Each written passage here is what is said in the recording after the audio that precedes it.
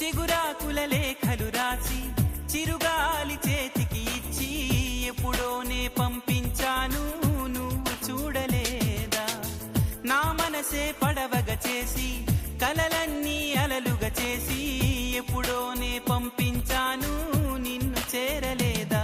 చెప్పాలని అనిపిస్తున్నా, నా ఎదుటే నువ్వు కూర్చున్నా, మనసులోన మాట నీకు చెప్పలేకపోతున్నా. చెప్పకుండా ఓ క్షణమైనా ఉండలేకపోతున్నా. ఎలా చెప్పనమ్మా నాలోని ప్రేమని, ఎలా చూపనమ్మా నా ప్రేమను అని. అవునని అంటావో మరి కాదని